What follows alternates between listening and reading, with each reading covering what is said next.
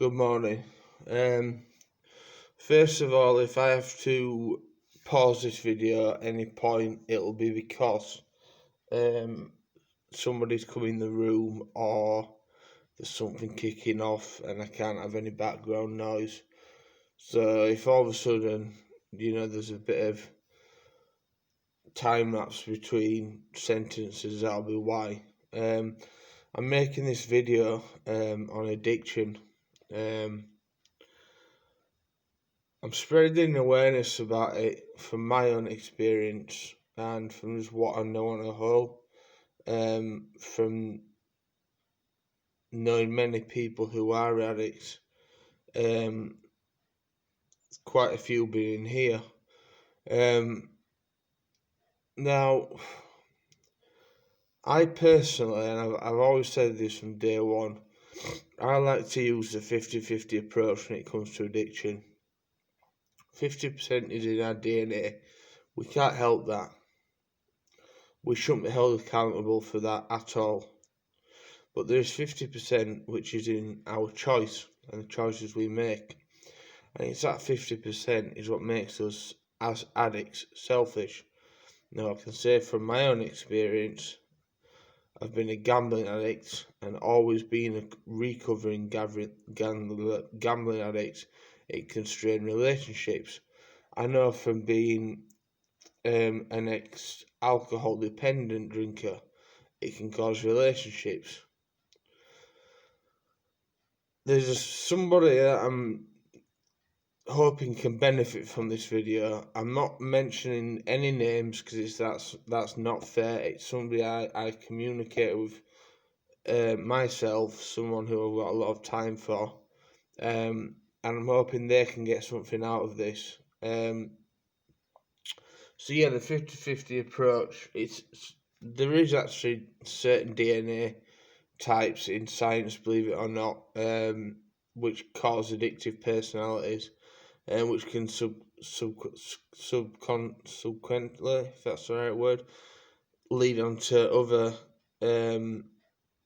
addictions. And the thing with addiction is, when you've had a bit, you want a little bit more. For example, when I'd had a bit of alcohol, I'd want a little bit more. Now, I've been sober now for 3 years, something which I'm very proud of. My gambling addiction is something which, it's like my it's like my enemy. It just will not leave me alone. I feel like it doesn't matter how hard I try not to gamble or to gamble responsibly, it just doesn't work. And that's the 50% where I sometimes should give myself a bit more of a break, and I don't. Now, a lot of people don't actually understand why they do bet, drinks, chain smoke, do drugs, sex addicts, obesity, addiction to food, energy drinks. Again, I've got an addiction to energy drinks. Excuse me, that's just the acid reflux from one. I'm gonna have a sip of it now.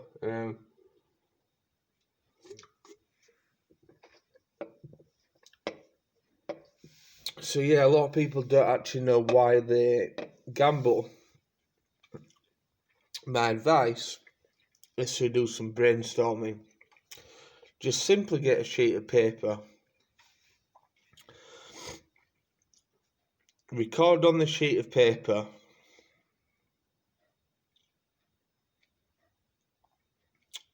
three things. Now, it's only after you've done it you'll be able to record these three things. But if you've been gambling, I want you to record what it felt like before you was about to gamble, what it felt like when you was gambling, and what it felt like after you was gambling. Was it a rush? Well, obviously it's going to be some kind of rush. But what was the rush? Was it, I'm gambling and I'm out of, in your own head? Are you out of your own head? Is that why you do it? To just completely cut loose from your own brain because you can't cope with what's going on in there? What's going on in there is too mangled? It could be very well that you're just a self-destructive person, which I am, and I also come into the first category. It could be life stressors, so there could be certain life stressors like your job, which could be causing you stress, which cause you to gamble, and vice versa. There could be also loads of different things, relationship troubles, mental health problems, which mental health problems and addiction come hand in hand, and addiction is actually a mental health problem in itself. A lot of people didn't know that. So again, you've got mental health problems. That could be a reason why you're gambling. But I don't think you'll know why until you explore the reasons. Now, like I said, I've never ever been to an AA meeting or Gamblers Anonymous meeting. So this is all, it's not, what the advice I'm giving you isn't scientific. Well, how can you scientifically test it? It's not particularly research, it's just something which I've had time to ponder and come up with by myself. Do you know what you need? The first step you need to do, you need to admit you're an addict. Now that is the most important step, because whilst you're in denial, you will not be able to get on top of your addiction. So denial needs to go out the window. It's hard, it's difficult. I was in denial for probably a good 3-4 years about my alcohol addiction or my dependence to it, whichever way you want to phrase it. And it caused friction between me and a family member. Again, out of respect, I'm not going to mention them, because they told me what I didn't want to hear, and I didn't like it. As addicts, we get on the ultra defensive. So first of all, what you need to do is you need to admit you are an addict. You need to give yourself some time to come to terms with it, and you also need to make sure that you do not beat yourself too much up about it, because that's the part I'm going to come on to, but it won't be the beating up part. And you need to just say, look, half of this I can't control. I'm not a bad person for doing it. I don't set out to hurt people. I don't set out to hurt myself. I don't set out to do this, do that. The only thing I think people can set out to do is self-sabotage, self-destruct, which again, that can come hand in hand with the addiction, and it can be very different based on which addiction it is. But it's all about exploring. So, number one, admit that you're an addict and it is causing you problems in your personal life. If you weren't an addict, I was having this conversation with a staff member last night who had played won £24 in a poker tournament online of 180 people, and he played for 50 cent, and he kind of said, I'm a bit reluctant to tell you this job, blah blah blah. And I said, look mate, you ain't an addict. you've spent 50p. An addict wouldn't be able to spend 50p or 50 cent or whatever it was. and then once he'd won the £24, they wouldn't be able to stop there. You know what I mean? So once I'd sort of pointed this out to him, he kind of quickly thought, yeah, okay, fair play, John. Okay, so this is what I want you to do. If you've not come to terms with your addiction, you need to admit that you've got it. That is vital. You and only you can do that. Other people can tell you and tell you and tell you. You need to admit that you're an addict. Second of all, like I said, after you've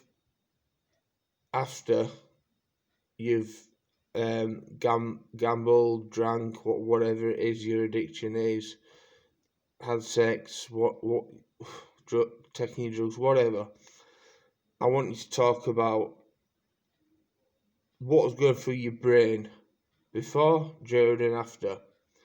And I bet you more than likely there'll be a recurring theme all the way through. It's a lot to commit to, but if you're really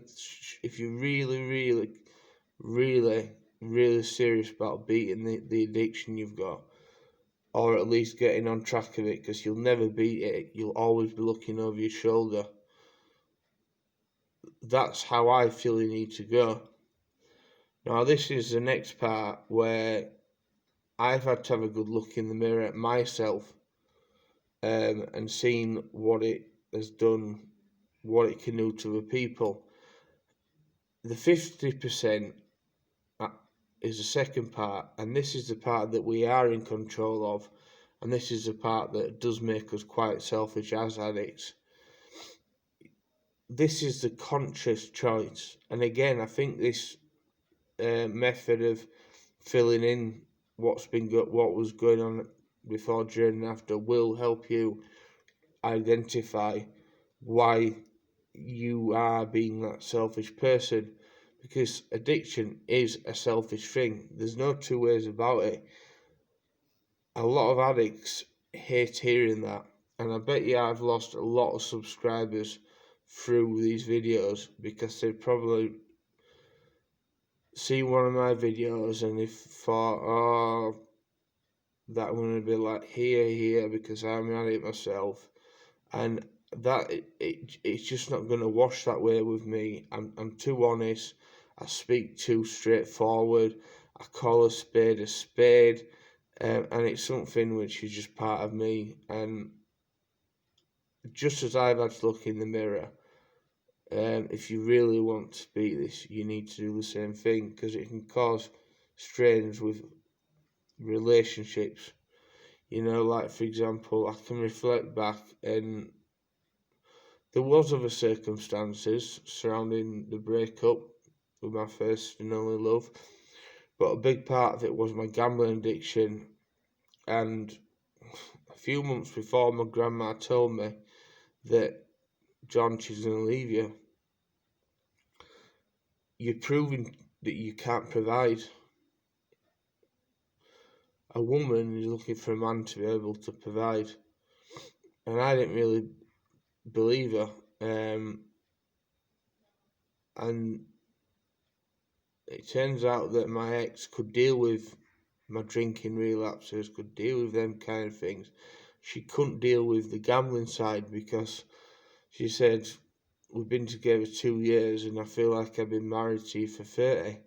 And being the selfish gambling addict that I was, I didn't listen. I didn't care. I was bothered about was where my next bet were coming from. Now, that was a conscious choice. That wasn't DNA. That was me being. I'm just going to say it as it is. That was me being a selfish arsehole. And it was not fair on my other half. They did not deserve it. So just be extremely mindful how difficult it is for your other half seeing you going through this and having to kind of pick up the pieces, and them not really knowing why you're doing things. So this is why, if it's causing problems in your relationship, you need to figure out why you're gambling, and you need to be communicating this to your partner, because it's probably the lying that gets to them. I know it did with my ex. I used to lie about, and I'm a brutally honest person. When I gambled, I used to lie and hide money, hide wads of hundreds around the flat, so she couldn't find them, and work out what I was doing. And but then when it came to going out and doing stuff, and it's like, where's all your money gone? It didn't take two and two to get four. She didn't get five, she got four, which is correct. So you might think it's daunting sitting down with your partner and trying to explain what goes through your head when you're gambling and what your addiction is, to try and help them understand, because inevitably, for them to understand, just like it's got to come from you admitting it, it's got to come from you in helping them understand, because they're not mind readers. And trust me, you do not want to throw something away that is good. I've been there, I've been the guy, I've worn that t-shirt, and it is a horrible thing. There's been what ifs in my mind ever since ever since the gambling got in the way of things.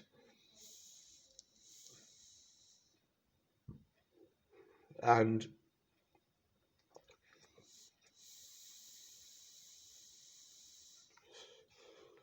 I just don't want people to make the same mistakes I made. Because, by the way, we've got an itch here. I'm not picking my nose. I don't want people to make the same mistakes that I made, because I'll say one thing: they will leave you when they've had enough. They can only take too much.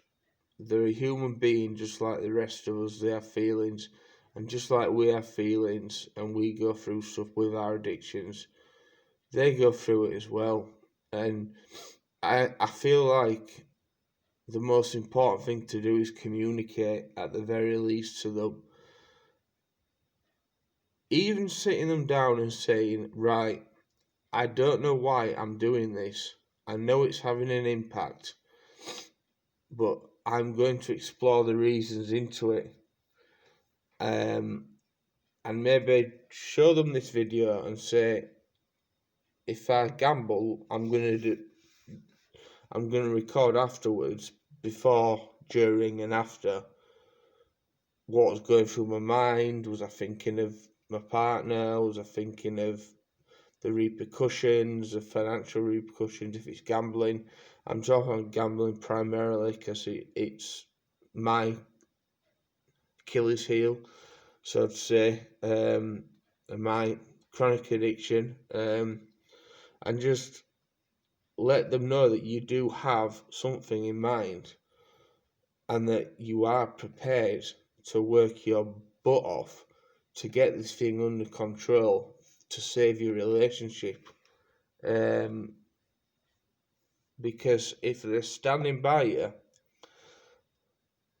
knowing that you're doing the things you're doing, trust me, they are worth keeping, and you do not want to make the same mistakes as me. I can't stress that enough. I really cannot, because these sort of regrets, they still live with me, and it's daunting. Being an addict is scary. I mean, I can lose hundreds of pounds in the space of a minute, and the more you lose, the more you lose, the more you chase. But then I'm also quite nonchalant when it comes to my gambling, and when I do lose, it's like, oh, I don't care. And sometimes I genuinely do not care. Maybe that's because I'm single and I don't have that other person to kind of think about. But just as much as giving yourself a break and accepting it's part of your DNA, I do believe accepting that 50% of you is the selfish part. And you need to be able to admit that. And if you can admit that to your partner, they will probably give you the biggest hug and say, thank you. That's all I wanted from you. All I wanted was for you to be honest, for you to admit you're struggling, to admit you don't know how to articulate to them what's going on in your own brain, because you don't even know yourself, but you're willing to explore that. Let them know what you've got planned. So, like I said, use what I've said. Tell them about the 50-50 approach. It's 50% DNA, you can't help it. 50% of the choices you're making, which aren't fair on your partner. Tell them your plan of doing the diary of all the incidents and look for recurring patterns and try and stomp out slowly these patterns. It's not going to change overnight. You'll always be looking over your shoulder all your life when you're an addict. You never, and that's when people say they're a recovered addict. I always say you're not a recovered addict. Don't, because if you feel like you're recovered, it will creep up on you so fast. You're always a recovering addict, and whilst you've got that in mind, you'll always be on your toes, and you'll always be looking over your shoulders like this, and overall, you might be losing the battle, but you will win the war. It's as simple as that. Now,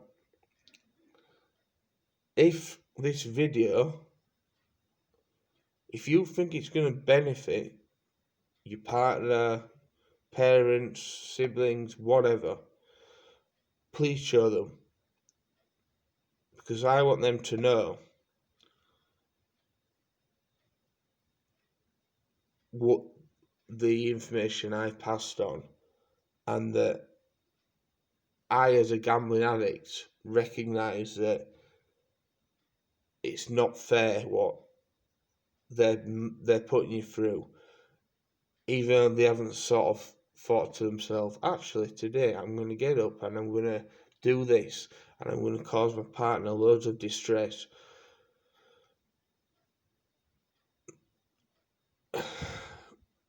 Because you're not going to be wanting to hurt your partner, and that is probably the correlation. I guarantee the after part, you'll find a correlation of guilt, extreme guilt, if you've got a partner, and also not really taking responsibility.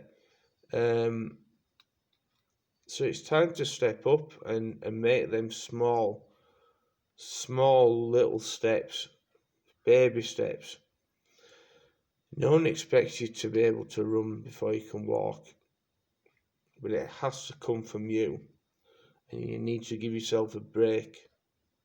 So, recap: 50-50 DNA is 150%, the other 50% is choice. And as an addict, we always have some sort of that's another thing actually I want to very quickly go into before I do my rundown. As addicts, there's always an excuse. We always find an excuse. Oh, I've drank for this reason, I've gambled for this reason, this stressed me out, this person said this and that made me gamble. No, that didn't make you gamble. You gambled, or you drank, or you took the drugs. It's that situation might have triggered it, but as addicts, we always find an excuse, and it's always somebody else's fault. It's never ours. And I can be like that, and I have to pinch myself and say, "Come on, John, stop being such a hypocrite here." You know, you sat there and you giving out all this advice, and you're not even following it yourself. So I need to sometimes pinch myself, and give myself that little telling off for making up excuses.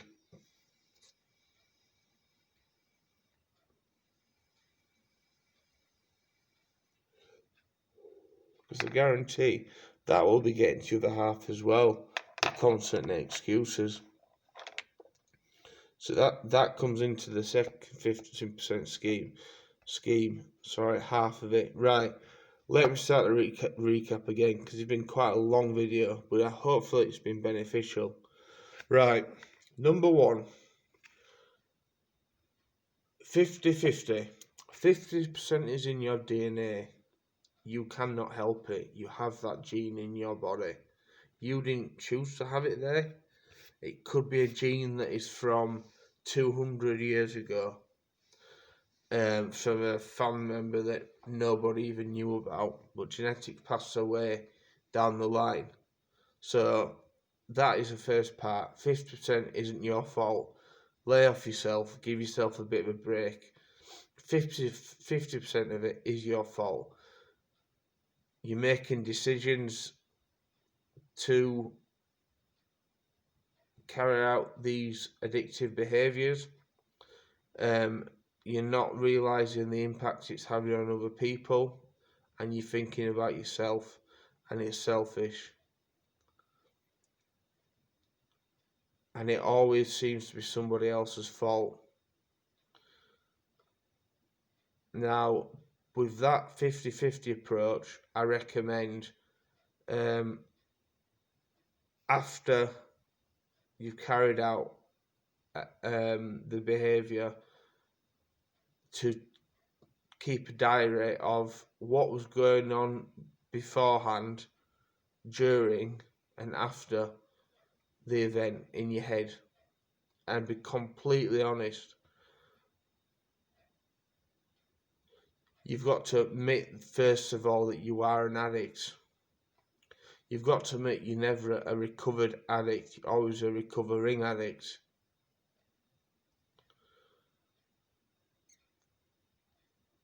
Once you've done this, you might be able to pick out themes. Sit your partner down, your parents down, whoever it's affecting.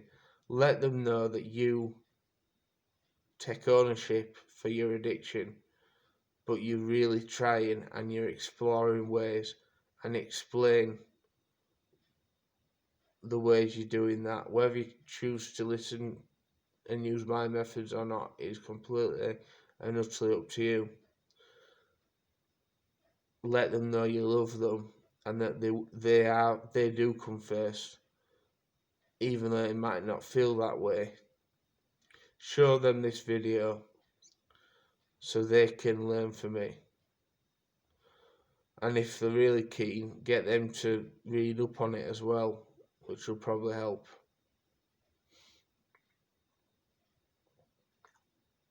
My last piece of advice: you are always going to be a recovering addict. You will never be recovered. That is absolute paramount, because once you get complacent with the illness that is addiction, it will come back and it will bite you harder than ever. It just will. And it's as simple as that.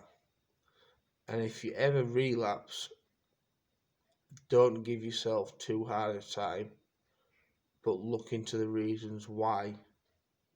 And from there, try and formulate a plan on how you're not going to do it again next time. And you might see the time between each relapse longer. Remember, It's not all about us. It's about the people that care about us too. They're just as important. Look, I hope this video has been of